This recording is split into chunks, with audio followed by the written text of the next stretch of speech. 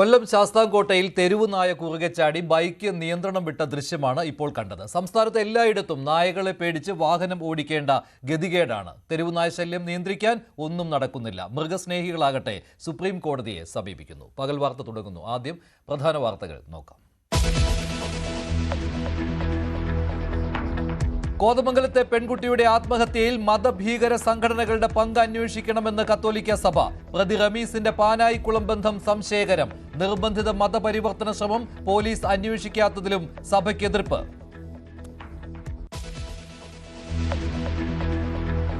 അനധികൃത സ്വത്ത് സമ്പാദന കേസിൽ ADGP MR അജിത് കുമാറിന് തിരിച്ചടി. കുറ്റം ചെയ്തിട്ടില്ലെന്ന വിജിലൻസ് റിപ്പോർട്ട് വിജിലൻസ് കോടതി തള്ളി. അഴിമതി പണം ഉപയോഗിച്ച് ഭൂമി വാങ്ങി വീട് പണിതെന്ന പരാതി നിലനിൽക്കും.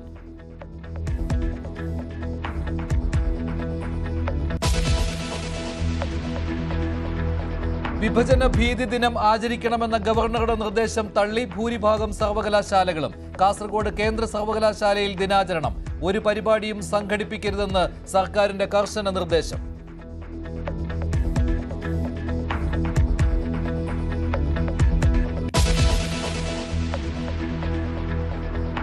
പ്രൊഡ്യൂസേഴ്സ് അസോസിയേഷനിൽ വോട്ടെടുപ്പ് തുടരുമ്പോൾ കൊമ്പുകോർത്ത് സാന്ദ്ര തോമസും വിജയ് ബാബുവും. സാന്ദ്രയേക്കാൾ നായയെ വിശ്വസിക്കാമെന്ന പരിഹാസത്തിന് വിജയ് ബാബുവിന് മാനസിക രോഗമെന്ന് മറുപടി. അദ്ദേഹം ഒരു മാനസിക രോഗിയാണ്. എനിക്ക് അതിനെക്കുറിച്ച് സത്യം പറഞ്ഞാൽ നമ്മുടെ ഇവിടെ ഇലക്ഷൻ നടക്കുകയല്ലേ, അതിനെക്കുറിച്ച് വേണമെങ്കിൽ സംസാരിക്കാം. വിജയബാബു ഒന്നും മറുപടി അർഹിക്കുന്നില്ല.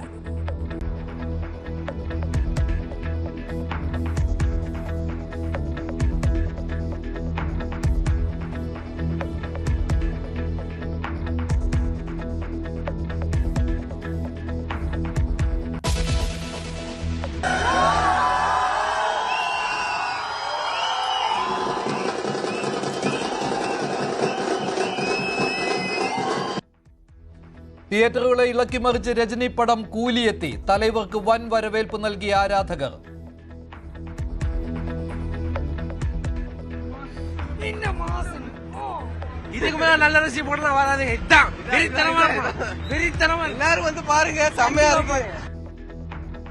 സൗബിനും കയ്യടി.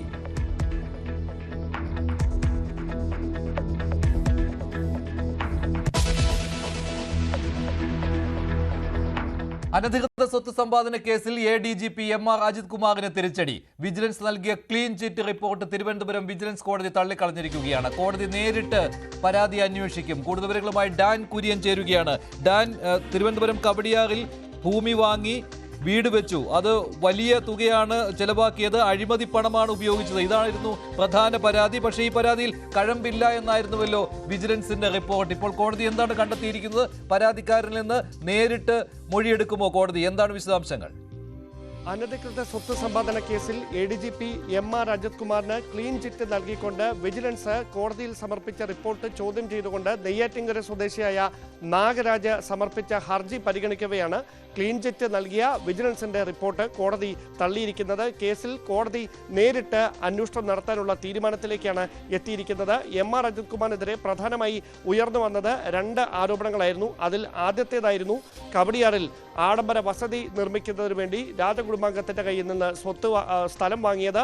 അതോടൊപ്പം 23 ലക്ഷം രൂപയുടെ ഫ്ളാറ്റ് വാങ്ങിയത് 65 ലക്ഷം രൂപയ്ക്ക് മറിച്ചു വിറ്റതിലൂടെ കള്ളപ്പണം വെളുപ്പിക്കാനുള്ള നീക്കം MR അജിത് കുമാർ നൽകിയെന്നും ഹർജിക്കാരൻ ഇതിൽ ആരോപണം ഉന്നയിക്കുന്നുണ്ടായിരുന്നു. ഇതടക്കമുള്ള വിഷയങ്ങളിൽ വിജിലൻസിൽ അന്വേഷണം നടത്തിയത് MR അജിത് കുമാറിന്റെ കീഴുദ്യോഗസ്ഥരാണ്. അവർ അദ്ദേഹത്തിന്റെ സ്വത്തുക്കൾ എവിടെയൊക്കെയാണ്, എന്തൊക്കെയാണ് എന്നതിനെ സംബന്ധിച്ച വിശദമായ അന്വേഷണം പോലും നടത്താതെയാണ് ഇങ്ങനെയൊരു റിപ്പോർട്ട് കോടതിയിൽ ക്ലീൻ ചിറ്റ് നൽകിക്കൊണ്ട് സമർപ്പിച്ചത് എന്നാണ് ഹർജിക്കാരന്റെ വാദം. അത് മുഖവിലക്കെടുത്തുകൊണ്ടാണ് ഈ ക്ലീൻ ചിറ്റ് നൽകിയ റിപ്പോർട്ട് തള്ളിക്കൊണ്ട് ഇതിൽ നേരിട്ട് അന്വേഷണം നടത്താനുള്ള തീരുമാനത്തിലേക്ക് തിരുവനന്തപുരം വിജിലൻസ് കോടതി എത്തിയിരിക്കുന്നത്. ശരി, ഡാൻ കുര്യനാണ് വിശദമായ വിവരങ്ങൾ നൽകിയത്. ADGP MR അജിത് കുമാറിന് വലിയ തിരിച്ചടിയാണ് വിജിലൻസ് കോടതിയിൽ നിന്ന് ഇപ്പോൾ നേരിടേണ്ടി വന്നിരിക്കുന്നത്. എറണാകുളം കോതമംഗലത്തെ 23-കാരിയുടെ ആത്മഹത്യയിൽ പാനായിക്കുളം ബന്ധം അന്വേഷിക്കണമെന്ന് കത്തോലിക്ക സഭ. മതപരിവർത്തനം ഉൾപ്പെടെ വിവിധ വകുപ്പുകൾ ചേർക്കാത്ത പോലീസ് നടപടിയെയും സഭ വിമർശിക്കുകയാണ്. മതഭീകര സംഘടനകളുടെ ബന്ധം അന്വേഷിക്കണമെന്ന നിലപാടാണ് കത്തോലിക്ക സഭ സ്വീകരിച്ചിരിക്കുന്നത്. കോതമംഗലത്തെ പെൺകുട്ടിയുടെ ആത്മഹത്യക്ക് പിന്നാലെയാണ് നിലപാട് വ്യക്തമാക്കി കത്തോലിക്ക സഭ രംഗത്ത് വന്നത്. കേസിൽ പാനായിക്കുളം ബന്ധം അന്വേഷിക്കണം. തീവ്രവാദ സാന്നിധ്യമുള്ള സ്ഥലമെന്ന നിലയിൽ കേസ് NIAക്ക് വിടാൻ തയ്യാറാകണം. മതപരിവർത്തനം ഉൾപ്പെടെയുള്ള വകുപ്പുകൾ ചേർക്കാത്ത നടപടി തെറ്റാണ്. കത്തോലിക്ക കോൺഗ്രസ് സഭാതലത്തില് ഈ ഒരു വിഷയം NIA ദേശീയ ഏജൻസി ഏറ്റെടുക്കണം എന്ന് കേന്ദ്ര സർക്കാരിനോട് ആവശ്യപ്പെട്ടു. വീട്ടുകാരുടെ ആവശ്യം അത് തന്നെയാണ്. അത് ആ കുട്ടിയുടെ അമ്മയും ആവശ്യപ്പെട്ട കാര്യമാണ്. തീർച്ചയായിട്ടും ഇങ്ങനെയുള്ള നിർബന്ധിത മതവിരുദ്ധം പോലെയുള്ള അല്ലെങ്കിൽ സമ്മർദ്ദം ചെലുത്തുക, ഒരുപക്ഷെ IPC 366 ഒക്കെ ചുമത്തേണ്ട വകുപ്പുകളുണ്ട്. ആ വകുപ്പ് ഇതുവരെ സർക്കാർ ചുമത്തിയിട്ടില്ല എന്നുള്ളതാണ് ഈ ഒരു വിഷയത്തിലെ ഞങ്ങളെ സംബന്ധിച്ചുള്ള ഒരു ബുദ്ധിമുട്ട്. അത് കൃത്യമായിട്ടുള്ള വകുപ്പുകൾ ചുമത്തി ഒരു വിഷയത്തെ മുന്നോട്ട് കൊണ്ടുപോകാനായിട്ട് സംസ്ഥാന സർക്കാരും തയ്യാറാണ്. കോതമംഗലം ആത്മഹത്യ മറച്ചുപിടിക്കാൻ ബോധപൂർവം CPM ശ്രമം നടത്തുന്നതായി സഭയുടെ പബ്ലിക് അഫയേഴ്സ് കമ്മിറ്റി സെക്രട്ടറി കുറ്റപ്പെടുത്തുന്നു. ഇതാണ് തലശ്ശേരി ബിഷപ്പിനെതിരായ പ്രതികരണത്തിലൂടെ വ്യക്തമാകുന്നത്. പക്ഷേ ഏറ്റവും കൂടുതൽ ഫലപ്രദമായിട്ട് ഇടപെട്ടത് ശ്രീ രാജീവ് ചന്ദ്രശേഖറും ഷോൺ ജോർജും ഒക്കെയാണ്. കാരണം അവർക്കാണ് അധികാരപരമായിട്ട് കേന്ദ്ര സർക്കാരിൽ അധികാരമുള്ളത് കൊണ്ട് ഇതിൽ ഇടപെടാൻ സാധിക്കുന്നതും അവർക്കാണ്. അപ്പൊ അങ്ങനെ ഒരു ഇടപെടലുകളൊക്കെ വളരെ ശക്തമായിട്ടും ആത്മാർത്ഥമായിട്ടുള്ള ഇടപെടലുകൾ ഉണ്ടായപ്പോൾ തീർച്ചയായിട്ടും നന്ദി പറയേണ്ട ഒരു ചുമതല സഭയ്ക്കുണ്ട്. അതിന്റെ ഭാഗമായിട്ട് പാമ്പാടി പിതാവ് എല്ലാവർക്കും പൊതുവായിട്ട് ഒരു നന്ദി പറഞ്ഞു. തലശ്ശേരി ബിഷപ്പ് BJP നേതാക്കളുടെ പേരെടുത്ത് പറഞ്ഞത് അവരുടെ ഇടപെടൽ ഉണ്ടായതുകൊണ്ടാണ്. BJPക്ക് മാത്രമല്ല എല്ലാവർക്കും ബിഷപ്പ് നന്ദി പറഞ്ഞിട്ടുണ്ട്. കേക്കുമായി വീണ്ടും BJP നേതാക്കൾ എത്തുന്നതിനെ സഭ തള്ളിക്കളയുന്നില്ല. എല്ലാവരുമായി സഹകരിച്ചു പോകുന്ന രീതിയാണ് സഭയ്ക്കുള്ളതെന്നും അദ്ദേഹം വ്യക്തമാക്കി. G. ശ്രീജിത്ത്, News 18 കോട്ടയം. വിഭജന ഭീതി ദിനാചരണത്തിനുള്ള ചാൻസലർ രാജേന്ദ്ര അർലേക്കറുടെ ആഹ്വാനം തള്ളിക്കളഞ്ഞ് സംസ്ഥാനത്തെ ബഹുഭൂരിപക്ഷം കലാലയങ്ങളും സർവകലാശാലകളും. കാസർഗോഡ് കേന്ദ്ര സർവകലാശാലയിൽ ABVP ദിനാചരണം നടത്തി. കാസർഗോഡ് ഗവൺമെന്റ് കോളേജിൽ ദിനാചരണത്തിനിടെ SFI MSF പ്രവർത്തകർ പ്രതിഷേധിച്ചത് സംഘർഷത്തിനും ഇടയാക്കി.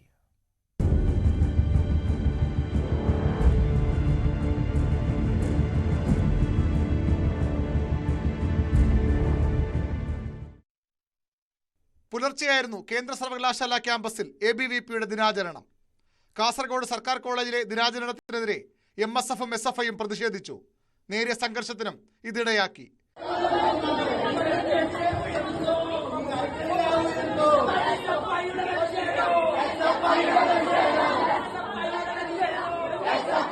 ABVPക്ക് സ്വാധീനമുള്ള തിരുവനന്തപുരം ധനുവച്ചപുരം കോളേജ് ക്യാമ്പസിന് പുറത്തായിരുന്നു ദിനാചരണ പരിപാടി. ക്യാമ്പസിന്റെ പ്രതിഷേധം അറിയുക എന്നുള്ളതാണ് പറഞ്ഞത്. അത് സ്ഥിരമായിട്ടും ക്യാമ്പസ് ഈ യൂണിറ്റ് ഇവിടെ ABVP യൂണിറ്റ് എല്ലാ പരിപാടികളും സംഘടിപ്പിക്കുന്നത് ക്യാമ്പസിന്റെ ഗേറ്റിന്റെ തൊട്ട് ഫ്രണ്ടിലാണ്. നിങ്ങൾ എല്ലാ സാഹചര്യത്തിലും എവിടെയും എല്ലായിടത്തും പോയിട്ട് സമരമരങ്ങൾ കാണുന്ന പോലെ ഇതാണ് VTMന്റെ സമര പോരാട്ട ഭൂമി എന്ന് വേണമെങ്കിൽ നിങ്ങൾക്ക് പറയാം. ഇവിടെ നിന്നാണ് സമരങ്ങൾ തുടങ്ങുന്നത്, ഇവിടെ തന്നെയാണ് നമ്മൾ സമരങ്ങൾ അവസാനിപ്പിക്കുന്നത്. സ്വാഭാവികമായിട്ട് ഇങ്ങനൊരു സാധനം വരുന്ന സമയത്ത് മാനേജ്മെന്റ് വരെ നമ്മൾ ഇതിന്റെ കാര്യത്തിൽ ബന്ധപ്പെട്ടിട്ടോ കാര്യങ്ങളൊന്നുമില്ല. ബന്ധപ്പെട്ടാൽ മാത്രമേ നമുക്ക് കാര്യത്തിൽ നടത്താൻ പറ്റുള്ളൂ. ബന്ധപ്പെട്ടാണെങ്കിൽ യൂണിറ്റ് നേതൃത്വം നൽകിക്കൊണ്ട് യൂണിറ്റാണ് ഇവിടെ പരിപാടി സംഘടിപ്പിക്കാൻ തീരുമാനിച്ചത്. യൂണിറ്റ് നേതൃത്വത്തിലാണ് പരിപാടി സംഘടിപ്പിക്കുന്നത്. വർഗീയത പരത്താനുള്ള ശ്രമങ്ങളുടെ ഭാഗമായുള്ള ദിനാചരണം തടയുമെന്ന് SFIയും KSUവും മുന്നറിയിപ്പ് നൽകിയിരുന്നു. സംസ്ഥാന സർക്കാരും പ്രതിപക്ഷവും ഒരുപോലെ ഗവർണർക്കെതിരെ രൂക്ഷമായ വിമർശനം ഉയർത്തി. 2021 പ്രധാനമന്ത്രി നരേന്ദ്രമോദിയാണ് ഓഗസ്റ്റ് 14 വിഭജന ഭീതി ദിനമായി ആചരിക്കാൻ ആഹ്വാനം നൽകിയത്. സംസ്ഥാനത്ത് അതിനുള്ള നിർദ്ദേശം വന്നത് ഈ വർഷം രാജ്ഭവനിൽ നിന്നായിരുന്നു.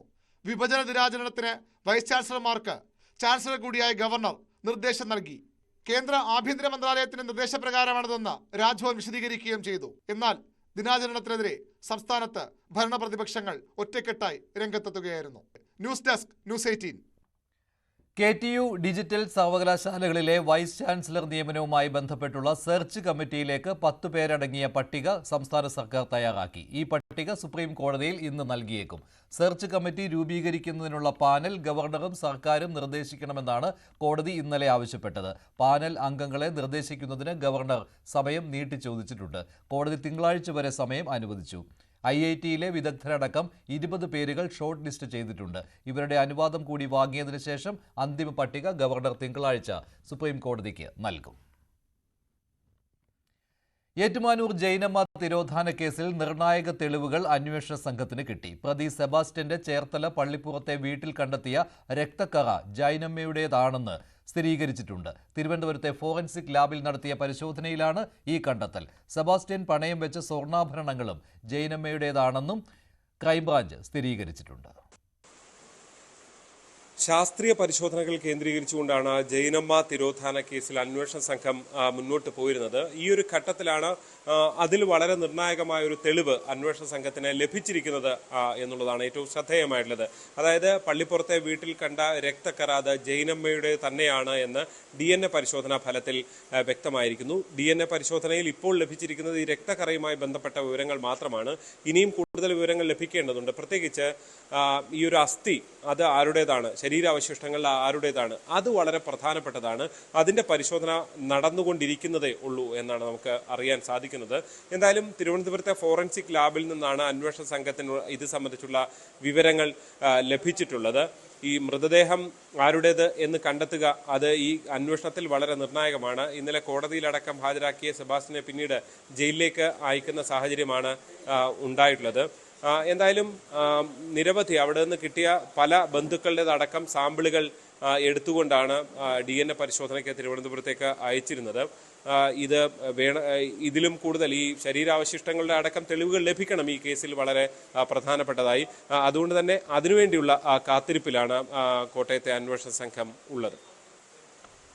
രജനികാന്ത് നായകനായി ലോകേഷ് കനകരാജ് സംവിധാനം ചെയ്ത കൂലി റിലീസായി. രജനി ആരാധകർ ആവേശത്തോടെയാണ് സിനിമ ഏറ്റെടുത്തത്. 1000 കോടി ക്ലബിൽ കയറുന്ന ആദ്യ തമിഴ് ചിത്രമായി കൂലി മാറുമോ എന്ന് ഉറ്റുനോക്കുകയാണ് സിനിമാ ലോകം.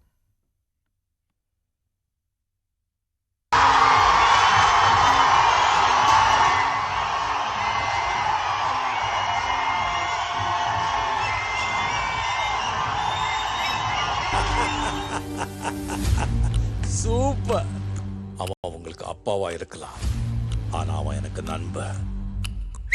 அரங்க மதிர பிசில் பறக்கவே எட்ரா கொக்கே கூலே move your body the whole squad let's be on the party just do my heat. അങ്ങനെ 2 വർഷത്തെ കാത്തിരിപ്പിന് ശേഷം കൂലി തിയേറ്ററുകളിലെത്തി. 74-ാം വയസ്സിലും ചെറുപ്പക്കാരെ ത്രസിപ്പിക്കുന്ന സ്റ്റൈൽ മന്നൻ രജനിയെ കാണാൻ ആഘോഷപൂർവ്വമാണ് ചെറുപ്പക്കാരായ ആരാധകർ തിയേറ്ററിലെത്തിയത്.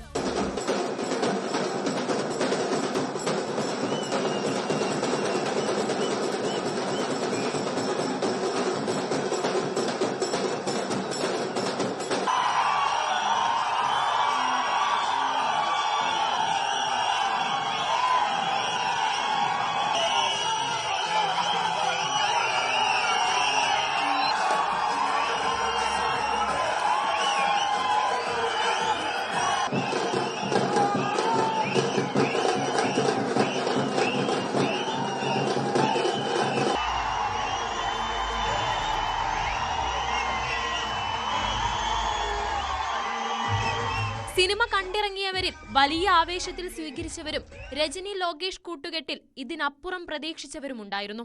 രജനി പടം സൂപ്പർ. എല്ലാരും കൊള്ളാം. സോബിന് കൊള്ളാം, സോബിന് നല്ല വേഷം, എല്ലാം കൊള്ളാം.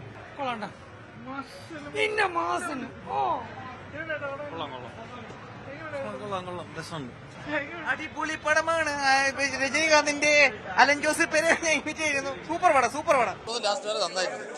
எல்லாருக்கும் കാണാം, ഫാമിലിയോட കാണാം. நல்ல த்ரில்லிங்கா இருக்கு படம் பார்க்கறதுக்கு. சூப்பரா இருக்கு, அடிபொலி.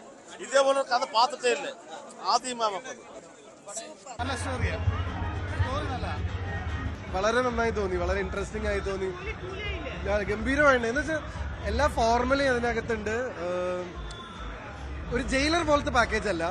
എനിക്കത് ഫീൽ ചെയ്ത് കൂടുതലൊരു western style of film making ആണ്. പക്ഷെ ടുവേർഡ്സ് സെക്കൻഡ് ഹാഫിൽ നമുക്ക് കുറച്ചും കൂടെ നമ്മുടെ ഒരു തട്ടുപൊളിപ്പൻ ഏരിയാസ് ഉണ്ട്. വേറെ രീതിയാണ് പടം. വേറെ രീതി, ആക്ഷനും സെന്റിമെന്റ്സും എല്ലാം ഉണ്ട്. കറക്റ്റ് ഫാമിലി മൂവിയാണ്. കുഴപ്പമില്ല, പൈസയൊക്കെ ഉള്ളതുകൊണ്ട്. പിന്നെ അത്ര ഹൈപ്പിന്റെ തക്കനുള്ള ഒരു ഇത് വന്നിട്ടില്ല. ആ ഒരു ഇതേ ഉള്ളൂ. കൊടുത്ത ലോകേഷ് പറഞ്ഞു നിങ്ങൾ 150 കൊടുക്കുന്ന പടത്തിന് ഒർത്ത് പടത്തിനുണ്ട്. പക്ഷെ വിക്രത്തിന് അത്ര കമ്പാരിസൺ ഇല്ല. രജനീകാന്തിന്റെ സിനിമാ ജീവിതത്തിലെ 50-ാം വർഷം റിലീസ് ചെയ്ത ചിത്രം കൂടിയാണ് കൂലി. വലിയ ആരാധക വൃന്ദമുള്ള രജനീകാന്തും സംവിധായകൻ ലോകേഷ് കനകരാജും ഒന്നിക്കുന്ന ചിത്രം എന്ന നിലയിൽ ഇരുവരുടെയും ആരാധകരുടെ പ്രതീക്ഷ വാനോളമായിരുന്നു. പതിവ് ലോകേഷ് സ്റ്റൈലിൽ നിന്ന് വിപരീതമായി ഷൂട്ട് ചെയ്ത ചിത്രം കൂടിയാണ് കൂലി. പ്രീ റിലീസിലൂടെ മാത്രം തമിഴ് സിനിമാ മേഖലയിൽ നിന്ന് ഏറ്റവും വേഗത്തിൽ 100 കോടി നേടിയ ചിത്രം. ആദ്യ ദിനത്തിലെ ടിക്കറ്റുകളെല്ലാം വിറ്റുപോയ ചിത്രം. ഫാൻസ് ഷോയും വിജയം. ഇനി ലക്ഷ്യം 1000 കോടി ക്ലബിൽ കയറുന്ന ആദ്യ തമിഴ് ചിത്രമാവുക എന്നതാണ്. ഇനി വരും ദിവസങ്ങളിൽ കുടുംബ പ്രേക്ഷകർ സിനിമയെ എങ്ങനെ സ്വീകരിക്കുന്നു എന്നതിനെ ആശ്രയിച്ചാകും ഇത്. News desk, news 18. Producers association തെരഞ്ഞെടുപ്പുമായി ബന്ധപ്പെട്ടുള്ള വിവാദങ്ങൾ ഇപ്പോഴും തുടരുകയാണ്. സാന്ദ്ര തോമസും വിജയ് ബാബുവും തമ്മിലുള്ള കൊമ്പുകോർക്കലാണ് ഇന്ന് കണ്ടത്. തന്നെ അധിക്ഷേപിച്ച വിജയ് ബാബുവിന് സാന്ദ്ര തോമസ് മറുപടി നൽകി. കഴിഞ്ഞ ദിവസം സാന്ദ്രയ്ക്ക് താക്കീത് നൽകിയുള്ള കുറിപ്പ് വിജയ് ബാബു ഫേസ്ബുക്കിൽ പങ്കുവച്ചിരുന്നു. നന്ദി സാന്ദ്ര, എനിക്ക് മൃഗങ്ങളെ ഇഷ്ടമാണ്. അവർ മനുഷ്യരെക്കാൾ വിശ്വസ്തരാണെന്ന വാക്കുകളോടെയാണ് ഈ കുറിപ്പ് അവസാനിച്ചത്. ഇതിനോടുള്ള പ്രതികരണമായാണ് സാന്ദ്ര തോമസിന്റെ ഇന്നത്തെ പോസ്റ്റ്. വിജയ് ബാബുവിന് പട്ടിയെ വിശ്വസിക്കാമെന്നും എന്നാൽ പട്ടി വിജയ് ബാബുവിനെ വിശ്വസിക്കുമോ എന്നതിലേ ഉള്ളൂ പേടിയെന്നുമായിരുന്നു സാന്ദ്രയുടെ പ്രതികരണം. പിന്നാലെ വിജയ് ബാബുവിന്റെ മറുപടി: പങ്കാളിത്തം അവസാനിച്ചപ്പോൾ ഞാൻ സാന്ദ്രയ്ക്ക് പകരം ഒരാളെ ദത്തെടുത്തു. അത് സാന്ദ്രയേക്കാൾ വിശ്വസ്തതയുള്ളതാണ് എന്നായിരുന്നു ഒരു നായയുടെ ചിത്രം പങ്കുവെച്ച വിജയ് ബാബു ഫേസ്ബുക്കിൽ കുറിച്ചത്. എന്നാൽ വിജയ് ബാബു മാനസിക രോഗിയാണെന്നും പ്രതികരണം അർഹിക്കുന്നില്ലെന്നും സാന്ദ്രയുടെ മറുപടി. അദ്ദേഹം ഒരു മാനസിക രോഗിയാണ്. എനിക്ക് അതിനെക്കുറിച്ച് സത്യം പറഞ്ഞാൽ നമ്മുടെ ഇവിടെ ഇലക്ഷൻ നടക്കുകയല്ലേ, അതിനെക്കുറിച്ച് വേണമെങ്കിൽ സംസാരിക്കാം. വിജയബാബു ഒന്നും മറുപടി അർഹിക്കുന്നില്ല. അതൊരു അവസരം മുതലാക്കി ഒരു അസുഖമുള്ള ഒരാളുടെ ഒരു പ്രശ്നമായിട്ട് മാത്രം കണ്ട് അതിനെ തള്ളിക്കളയുന്നതായിരിക്കും നല്ലതെന്ന് എനിക്ക് തോന്നുന്നത്. ഫിലിം പ്രൊഡ്യൂസേഴ്സ് അസോസിയേഷൻ തിരഞ്ഞെടുപ്പുമായി ബന്ധപ്പെട്ട് സാന്ദ്ര തോമസ് നൽകിയ ഹർജി കഴിഞ്ഞ ദിവസം കോടതി തള്ളിയിരുന്നു. ഇതിന് പിന്നാലെയാണ് ഇരുവരും തമ്മിലുള്ള പോര് മറ്റൊരു തലത്തിലേക്ക് കടക്കുന്നത്. ന്യൂസ് 18 കൊച്ചി.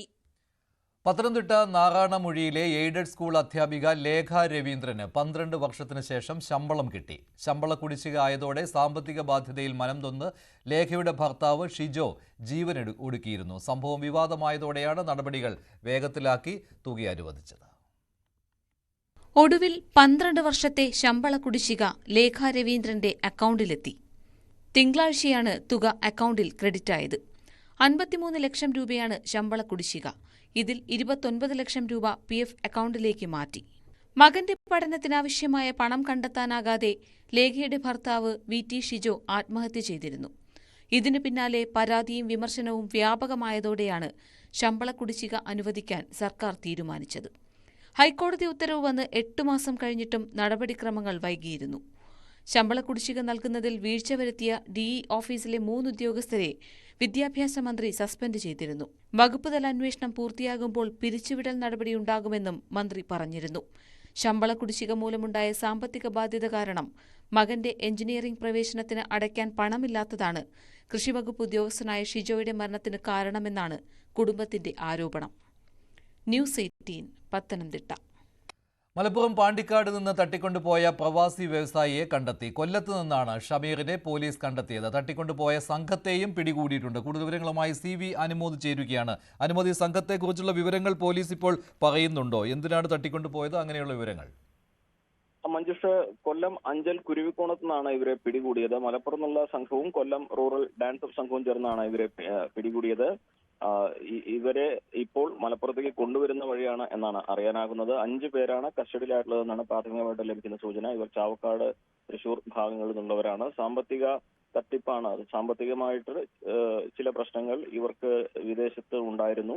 അതുമായി ബന്ധപ്പെട്ട കാര്യങ്ങളാണ് ഈ തട്ടിക്കൊണ്ടുപോകലിലേക്ക് നയിച്ചതെന്നാണ് പോലീസ് പ്രാഥമികമായിട്ട് നൽകുന്ന സൂചന. കഴിഞ്ഞ ദിവസം തന്നെ ഈ ഷമീറിനെ തട്ടിക്കൊണ്ടുപോയതിനു ശേഷം 1,60,00,000 രൂപ നൽകണമെന്ന ഒരു കോൾ, മോചനദ്രവ്യ ആവശ്യപ്പെട്ടുള്ള കോള് ഇദ്ദേഹത്തിന്റെ ബിസിനസ് പങ്കാളിക്ക് ലഭിച്ചിരുന്നു. അത്തരത്തിൽ പോലീസ് ഈ ഫോൺ കോളും അതുപോലെ തന്നെ CCTV ക്യാമറകളും കേന്ദ്രീകരിച്ച് നടത്തിയ അന്വേഷണങ്ങളാണ് ഒടുവിൽ ഇപ്പോൾ കൊല്ലത്ത് നിന്നും ഈ ഷമീറിനെ സുരക്ഷിതനായി കണ്ടെത്താൻ സഹായിച്ചിട്ടുള്ളത്. എന്താണെങ്കിലും ഇന്ന് രാത്രിയോടെയോ നാളെ രാവിലെയോടെയോ ആയിരിക്കും ഇവരെ മലപ്പുറത്തേക്ക് എത്തിക്കുക എന്നാണ് അറിയാനാകുന്നത്. ഷമീർ സുരക്ഷിതനാണെന്നാണ് പോലീസ് നൽകുന്ന വിവരം.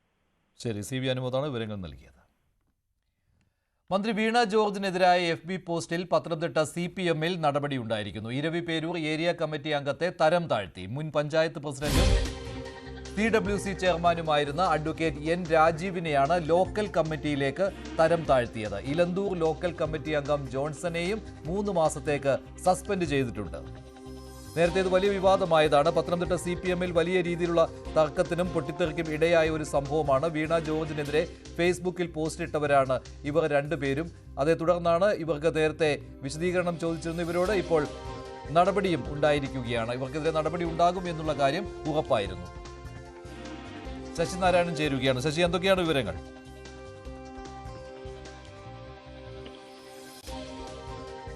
മഞ്ജുഷെ, മന്ത്രി വീണ ജോർജിനെതിരെ പോസ്റ്റിട്ട ഏരിയ കമ്മിറ്റിക്കെതിരെയാണ് നടപടി ഉണ്ടായിരിക്കുന്നത്. ഏരിയ കമ്മിറ്റി അംഗമായ രാജീവിനെതിരെ നടപടി ഉണ്ടായിരിക്കുന്നു.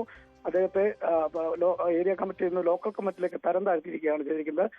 കോട്ടയത്തെ മെഡിക്കൽ കോളേജിൽ കെട്ടിടം തകർന്നതുമായി ബന്ധപ്പെട്ടാണ് സമൂഹ മാധ്യമങ്ങളിൽ രാജീവ് പോസ്റ്റ് ഇട്ടത്. കൊടുത്താൽ എവിടെയും കിട്ടുമെന്നായിരുന്നു ഇപ്പോൾ അദ്ദേഹത്തിന്റെ പോസ്റ്റ്. ആ പോസ്റ്റിന് വിവാദമായതിനെ തുടർന്നാണ് ഇപ്പോൾ ജില്ലാ കമ്മിറ്റിയുടെ നിർദ്ദേശത്തെ തുടർന്ന് രാജീവിനെ ഇപ്പോൾ തരം താഴ്ത്തിയിരിക്കുന്നത്. ലോക്കൽ കമ്മിറ്റി, വള്ളംകുളം ലോക്കൽ കമ്മിറ്റിയിലേക്കാണ് തരം താഴ്ത്തിയിട്ടുള്ളത്. ഒപ്പം സമാനമായ രീതിയിൽ മന്ത്രിക്കെതിരെ പോസ്റ്റിട്ട ഇലന്തൂർ ലോക്കൽ കമ്മിറ്റിയൊക്കെ ജോൺസനെയും 3 മാസത്തേക്ക് സസ്പെൻഡ് ചെയ്തിട്ടുണ്ട്.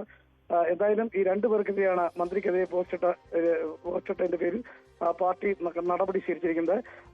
CWCയുടെ ചെയർമാനായിരുന്നു രാജീവിനൊപ്പം പഞ്ചായത്ത് പ്രസിഡന്റ് കൂടിയായിരുന്നു. നേരത്തെ പോക്സോ കേസുമായി ബന്ധപ്പെട്ട വിവാദം ഉണ്ടാവുകയും അതിനെതിരെ നടപടി സ്വീകരിക്കുകയും ചെയ്തിരുന്നു. CWCയുടെ ചെയർമാൻ സ്ഥാനത്ത് നിന്നും രാജീവിനെ മാറ്റിയിരുന്നു. അത്തരത്തിൽ മന്ത്രിയോട് അതൃപ്തിയും അദ്ദേഹത്തിനുണ്ടായിരുന്നു. അതിനെ തുടർന്നാണ് കോട്ടയത്തെ കെട്ടിടം ഇടിഞ്ഞു വീണവുമായി ബന്ധപ്പെട്ട് മന്ത്രിക്കെതിരെ ഒരു പോസ്റ്റ് ഫേസ്ബുക്കിൽ ഇട്ടത്. ആ പോസ്റ്റുമായി ബന്ധപ്പെട്ടുള്ള വിവാദമാണ് ഇപ്പോൾ ചർച്ചയാവുകയും തുടർന്ന് പാർട്ടി നടപടി സ്വീകരിക്കുന്നതും ചെയ്തിരിക്കുന്നത്. ജില്ലാ കമ്മിറ്റിയുടെ നിർദ്ദേശത്തെ തുടർന്നാണ് ഏരിയ കമ്മിറ്റിയിൽ നിന്നും അദ്ദേഹത്തെ ലോക്കൽ കമ്മിറ്റിയിലേക്ക്, വള്ളക്കുളം ലോക്കൽ കമ്മിറ്റിയിലേക്ക് തരം താഴ്ത്തിയിട്ടുള്ളത്. മഞ്ജുഷേ, ശരി, ശശിനാരായണാണ് വിവരങ്ങൾ നൽകിയത്. വീണ ജോർജിനെതിരെ ഫേസ്ബുക്കിൽ പോസ്റ്റ് ഇട്ടവരാണ് രാജീവനും ജോൺസണും. ഇവർ രണ്ടുപേർക്കുമെതിരെയാണ് ഇപ്പോൾ പാർട്ടിയിൽ നിന്ന് നടപടി ഉണ്ടായിരിക്കുന്നത്.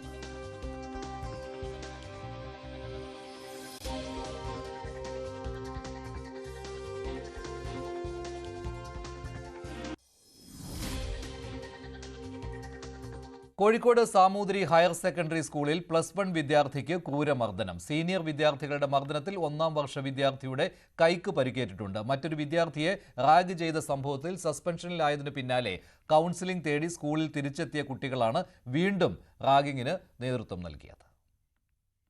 1.5 മാസത്തോളമായി സീനിയർ വിദ്യാർത്ഥികൾ റാഗിങ്ങിന് ഇരയാക്കിയെന്നാണ് പരാതി. യൂണിഫോമിൽ മുഴുവൻ ബട്ടണും ഇടണമെന്ന് പറഞ്ഞായിരുന്നു ആദ്യം റാഗിംഗ്. ഇൻസ്റ്റാഗ്രാം അക്കൗണ്ട് തുടങ്ങരുതെന്ന് പിന്നീട് ആവശ്യപ്പെട്ടു. ഇൻസ്റ്റാഗ്രാമിൽ ചിത്രമിട്ടപ്പോൾ ഡിലീറ്റ് ചെയ്യാൻ ആവശ്യപ്പെട്ടു.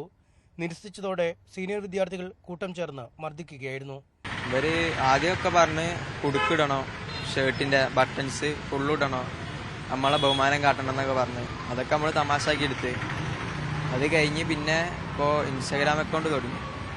അപ്പോൾ അക്കൗണ്ട് പറ്റില്ല, നിങ്ങൾ അക്കൗണ്ട് തുടങ്ങണ്ട, നമ്മളൊക്കെ പോയിട്ട് തുടങ്ങിയാൽ മതി എന്ന് പറഞ്ഞ്. അപ്പോൾ ഞാൻ പറഞ്ഞു കഴിയില്ല, ഇൻസ്റ്റാഗ്രാം അക്കൗണ്ട് അങ്ങനെ തന്നെ ഉണ്ടാവും എന്ന് പറഞ്ഞു. അപ്പോൾ അത് പറഞ്ഞത് ഇവർക്ക് ഇഷ്ടമായില്ല. കോഴിക്കോട് ബീച്ച് ആശുപത്രിയിൽ ചികിത്സ തേടിയ വിദ്യാർത്ഥി സ്കൂളിലും പോലീസിലും പരാതി നൽകി. അധ്യാപകരോട് റാഗിങ്ങിനെ പറ്റി പരാതി പറഞ്ഞെങ്കിലും അവഗണിച്ചതായും വിദ്യാർത്ഥിയുടെ സഹോദരൻ പറഞ്ഞു. 2-3 പ്രാവശ്യം വന്നപ്പോൾ സ്കൂളിന്റെ ഭാഗത്തുനിന്ന് പറഞ്ഞു. അവരെ നേരെ ഇതിന് മുന്നേ ഇവനെ അടിച്ച വിദ്യാർത്ഥികളെ ജുവനൈൽ ഹോമിലേക്ക് പോലീസുകാർ കൊണ്ടുപോയി ചെയ്തിട്ടുണ്ട്. അവിടുന്ന് കൗൺസിലിംഗ് കൊടുത്തിട്ടുണ്ട്.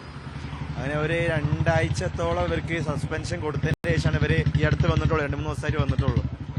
അതിന് ശേഷമാണ് ഒന്നുകൂടി ഇവരെ ഈ ഒരു പ്രശ്നം വന്നത്. മറ്റൊരു വിദ്യാർത്ഥിയെ റാഗ് ചെയ്തതിന് ഇതേ വിദ്യാർത്ഥികൾ നേരത്തെ സസ്പെൻഷനിലായിരുന്നു. കൗൺസിലിംഗിന് ശേഷം കഴിഞ്ഞ ദിവസമാണ് സ്കൂളിൽ തിരികെ പ്രവേശിച്ചത്. ആന്റി റാഗിംഗ് കമ്മിറ്റി വിദ്യാർത്ഥിയുടെ പരാതി പരിശോധിച്ച് പോലീസിന് റിപ്പോർട്ട് നൽകുമെന്ന് സ്കൂൾ അധികൃതർ വ്യക്തമാക്കി. ന്യൂസ് 18 കോഴിക്കോട്.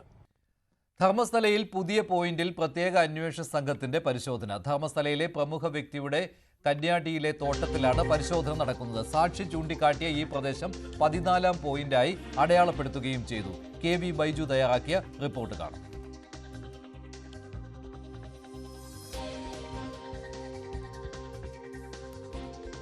SITയുടെ അപ്രതീക്ഷിത നീക്കമാണിന്ന് ധർമ്മസ്ഥലയിൽ കണ്ടത്.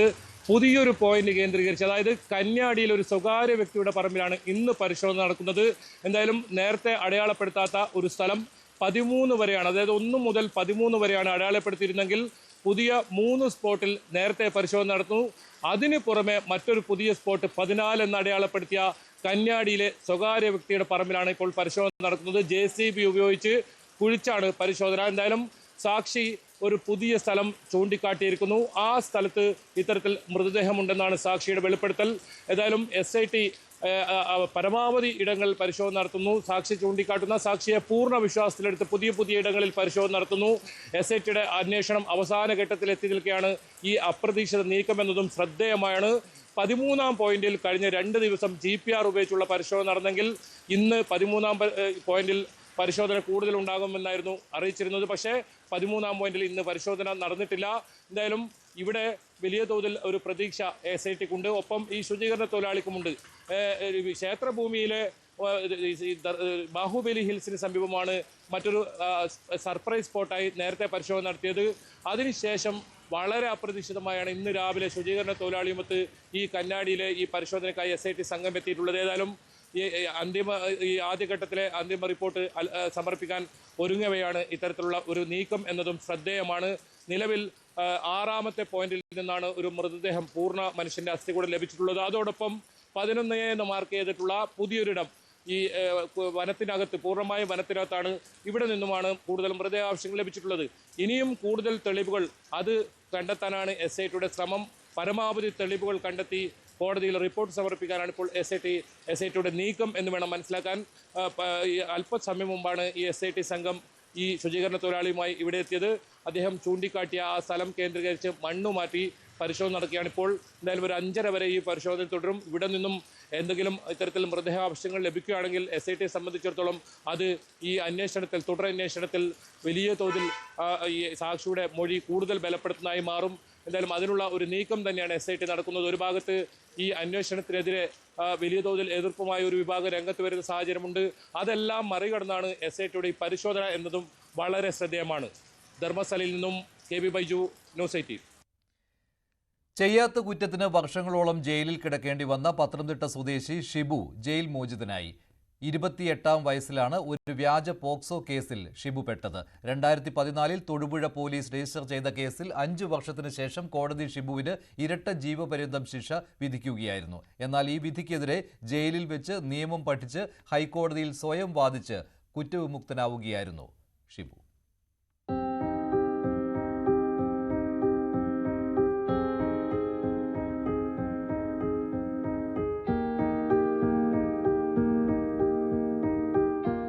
ജയിലിൽ കിടന്ന 5 വർഷവും 9 മാസവും ഷിബുവിന്റെ ലക്ഷ്യം തന്റെ നിരപരാധിത്വം തെളിയിക്കുക എന്നത് മാത്രമായിരുന്നു.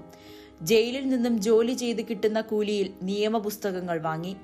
രാത്രിയോ പകലോ എന്നില്ലാതെ പഠിച്ചു. 2014-ൽ അയൽവാസിയുടെ പകയുടെ ഇരയായി ജയിലിൽ അടയ്ക്കപ്പെട്ട ഷിബുവിന്റെ ഏക പ്രതീക്ഷ ഇന്ത്യൻ നീതിന്യായ വ്യവസ്ഥയിലായിരുന്നു. പ്രഥമ ദൃഷ്ട്യാ ഷിബുവിനെതിരെ തെളിവില്ലാഞ്ഞിട്ടും വ്യാജരേഖകൾ ചമച്ച് കുറ്റക്കാരനാക്കി. 2019 ഒക്ടോബർ 31-ന് തൊടുപുഴ അഡീഷണൽ സെഷൻസ് കോടതി ഷിബുവിന് ഇരട്ട ജീവപര്യന്തം ശിക്ഷ വിധിച്ചു. 18/10/2014 ഈ കുട്ടിയെ ഞാൻ ഈ ലൈംഗികമായി പീഡിപ്പിച്ചു എന്ന് പറയുന്നത്. എന്നാൽ ഈ പറയുന്ന ദിവസത്തിന് ഒരു ദിവസം മുമ്പ് തന്നെ പരാതി ലഭിച്ചു എന്ന് പറയുന്നുണ്ട്. ഈ 18/10 രീതിയിലുണ്ടായ ഇതിൻ്റെ പരിണിത ഫലമായിട്ടുള്ള അസ്വസ്ഥതയാണ് ഈ പരാതിക്ക് ഇടയായ കാരണമെന്ന് പറയുന്നു. എന്നാൽ അതിന് ഒരു ദിവസം മുമ്പ് തന്നെ പരാതി ലഭിച്ചു എന്നും പരാതി സ്കൂളിൽ കിട്ടിയെന്നും സ്കൂളുകാരത് ചൈൽഡ് ലൈൻ കൈമാറി എന്നൊക്കെ പറയുന്നതല്ലാതെ ഇങ്ങനെ ഒരു പരാതിയെക്കുറിച്ച് ഇതുവരെയും പോലീസ് രേഖാമൂലം ഹാജരാക്കിയിട്ടില്ല. വിയൂർ സെൻട്രൽ ജയിലിലായിരുന്ന ഷിബുവിനെ ഹൈ സെക്യൂരിറ്റി പ്രിസൺ തുറന്നതോടെ അങ്ങോട്ടേക്ക് മാറ്റി. ജയിലിലെ സഹതടവുകാരിൽ നിന്നും നേരിട്ട ചതിയും കൈപ്പേറിയ അനുഭവങ്ങളും ഈ മനുഷ്യനെ തളർത്തിയില്ല. അതിനിടെ നാട്ടിൽ നാണക്കേട് കാരണം ജീവിക്കാനാകാതെ 3.5 വയസ്സുള്ള മകനെയും കൂട്ടി ഭാര്യ അവരുടെ മാതാപിതാക്കളോടൊപ്പം കർണാടക ഉടുപ്പിയിലേക്ക് താമസം മാറി. താൻ കുറ്റക്കാരനല്ലെന്ന് ഭാര്യയ്ക്കും മകനും കുടുംബത്തിനും മുന്നിൽ തെളിയിക്കാനുള്ള പരിശ്രമത്തിലായിരുന്നു ഈ ചെറുപ്പക്കാരൻ. ശത്രുക്കളെ പോലും നമ്മൾ സ്നേഹിക്കാൻ പറഞ്ഞിരിക്കുന്ന ആ ഒരു ഇത് വെച്ചിട്ട് നമ്മൾ ഇനി അവരെ ആരെയും ഉപദ്രവിക്കാനോ ഒന്നും തരുന്നില്ല. പക്ഷേ എനിക്ക് ഒരാൾക്കെതിരെ പരാതി കൊടുക്കാനും ഒരാൾക്കെതിരെ വ്യക്തിവിരോധം തോന്നാനൊക്കെ ഒരു സ്വാതന്ത്ര്യം മനുഷ്യനുണ്ട്. കാരണം സ്വാഭാവികം, മനുഷ്യ സഹജ. പക്ഷേ നിയമം അങ്ങനെ, അല്ലെങ്കിൽ നിയമപാലകർ അല്ലെങ്കിൽ ജുഡീഷ്യറിയുടെ ഭാഗത്തു നിന്നും ഇതൊന്നും പരിഗണിക്കാതെ, അല്ലെങ്കിൽ ഞങ്ങളെ ഇപ്പോൾ ജുഡീഷ്യറിയുടെ ഭാഗത്ത് ഉണ്ടായ എനിക്കൊരു അവിശ്വസനീയ അല്ലെങ്കിൽ അവിശ്വാസം ഉണ്ടാക്കുന്ന ഒരു സാഹചര്യമാണ് ഇത്രയും വലിയ ശിക്ഷ തന്നത്. 2025 ജൂൺ 30-ന് ഷിബു കുറ്റക്കാരനല്ല എന്ന് ഹൈക്കോടതി കണ്ടെത്തി. 6 വർഷത്തെ ജയിൽവാസം ഷിബുവിനെ നിയമം മാത്രമല്ല കന്നഡ, തെലുങ്ക്, തമിഴ് തുടങ്ങി 5ഓളം ഭാഷകളും പഠിപ്പിച്ചു. ഇതിനൊക്കെ അപ്പുറം ജീവിതം പഠിച്ചു. പ്രതീക്ഷകൾ നഷ്ടപ്പെട്ട് ജയിലിലേക്ക് പോയ ഷിബുവിന് ഇതൊരു 2ാം ഊഴമാണ്.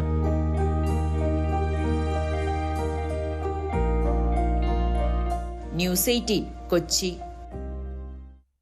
പ്രൊഡ്യൂസേഴ്സ് അസോസിയേഷൻ തെരഞ്ഞെടുപ്പ് ഉടൻ തുടങ്ങും. 2 മണി മുതലാണ് വോട്ടെടുപ്പ്. 21 അംഗ ഭരണസമിതിയിലേക്ക് 39 സ്ഥാനാർത്ഥികളാണ് ഉള്ളത്. പ്രസിഡന്റ് സ്ഥാനത്തേക്ക് ബി രാകേഷ്, സജി നന്ദ്യാട്ട് എന്നിവരും സെക്രട്ടറി സ്ഥാനത്തേക്ക് കല്ലിയൂർ ശശി, ലിസ്റ്റിൻ സ്റ്റീഫൻ, വിനയൻ എന്നിവരുമാണ് മത്സരിക്കുന്നത്.